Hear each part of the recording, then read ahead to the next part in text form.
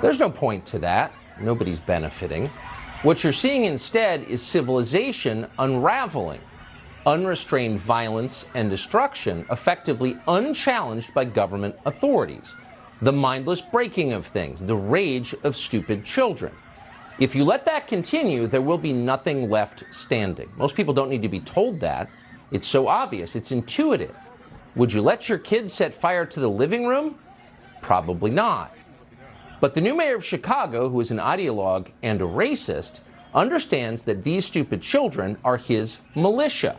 When they destroy what others built, he becomes more powerful. Their destruction has a political use, and so he refuses to criticize them.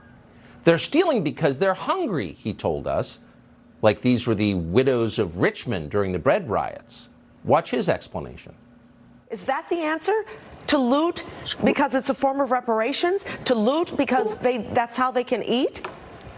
The real answer is, how do we make sure, the question is, how do we make sure that people can eat?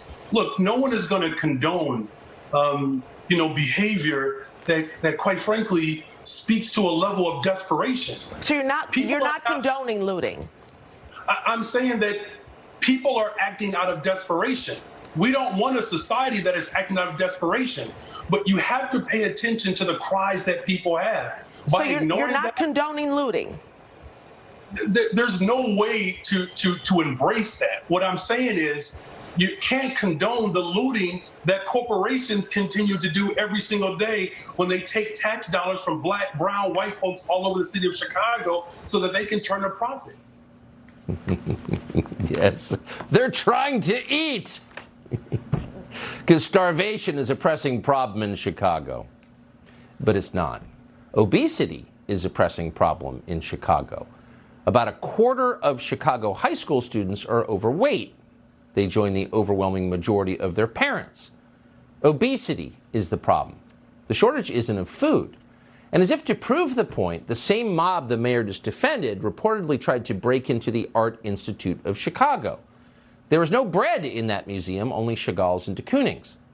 So these were not people who were trying to feed themselves. These were people who were trying to destroy civilization, destroy a museum, a symbol of our evolution. We shouldn't lie about this. It's very obvious. And if you let it continue, you're done.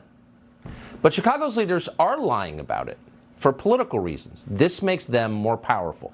Destroying things that other people built, that previous generations created, makes this new generation of vandals who add nothing more powerful. That's the whole point. A state senator from Illinois called Robert Peters called the riots, quote, a mass protest against poverty and segregation. Right. Chicago's outgoing mayor, the destroyer Lori Lightfoot, agreed. Watch. That's absolutely entirely appropriate. There are a few that came with different intentions, and they have and they will be dealt with. But I'm not going to use your language, which I think is wrong, to say there's may. Right. So you can bet that none of these destroyers will be hunted down like animals like the protesters on January 6th have been for over 3 years. Their lives won't be destroyed. Their families won't be hounded. They won't be banned from Airbnb. And yet, of course, what they did is far more destructive to our society than anything you saw in Washington in January of 2021. Their behavior is encouraged. So what happens if you encourage this kind of behavior, if you cheer the mob rather than restraining the mob? Well, ugly and totally inevitable things will happen. Productive people will flee, innocents will die, and ultimately you will get from this mob racial attacks. All of that is happening in Chicago right now. All of it. Watch this woman surrounded and beaten this weekend because of her skin color.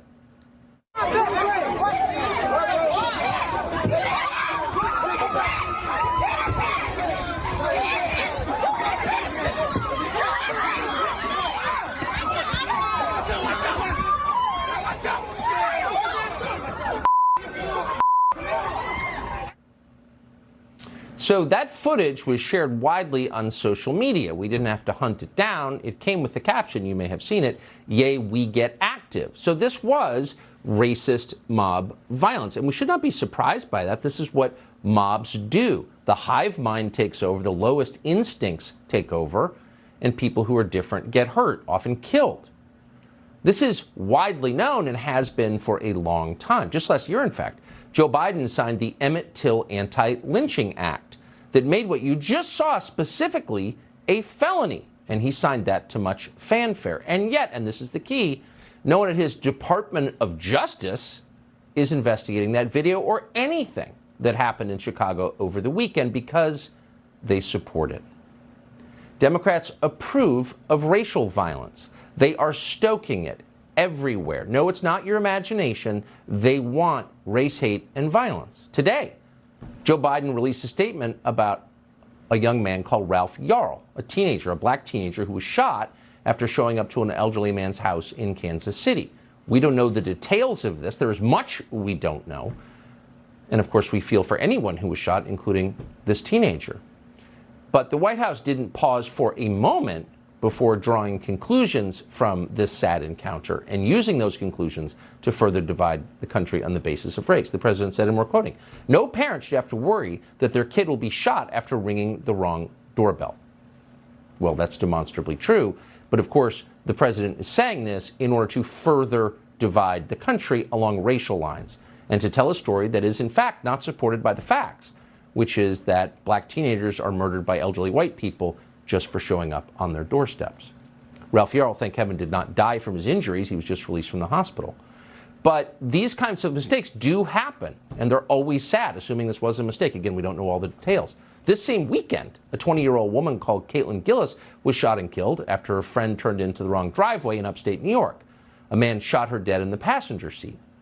But there was no statement from Joe Biden and Kamala Harris about this, of course, because Caitlin Gillis was white, and therefore her death could not be used to further incite racial conflict that benefits the Democratic Party. Now, if you think that we're not giving our leaders enough credit, if you're wondering, could they really be that cynical and destructive? Unfortunately, they not only could be, but they are. Because in California, mobs apparently can just walk into a store, including a gas station, and destroy the place, smash the windows, and take what they want.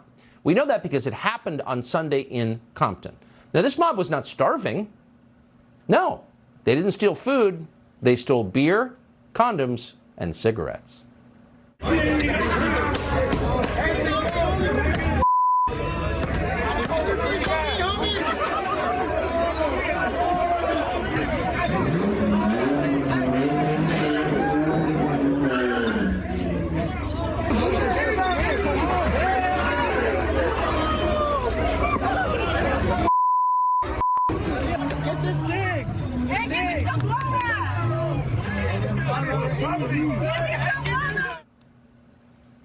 Oh, it looks third world, you hear people say. But that's not accurate.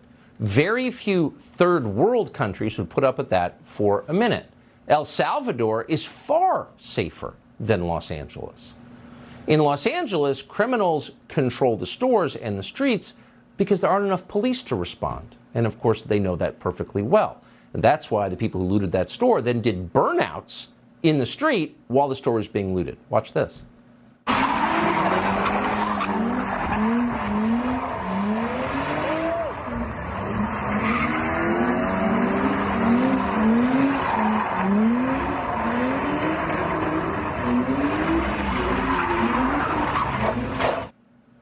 That's a public street.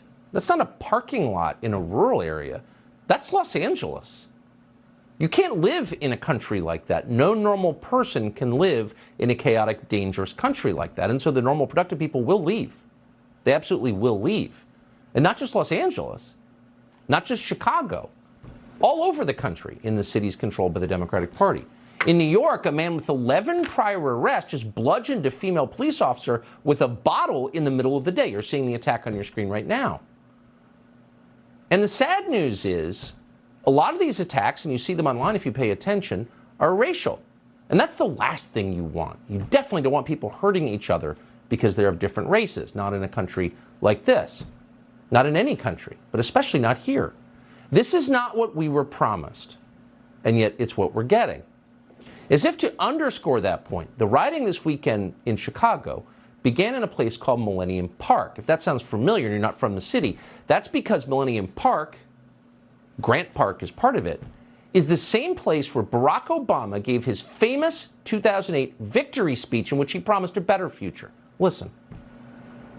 It's been a long time coming, but tonight, because of what we did on this day, in this election, at this defining moment, change has come to America. Change has come to America. Barack Obama was more prophetic than we knew. That was just 15 years ago. But today we're seeing the change that Barack Obama brought to America. This is what it looks like.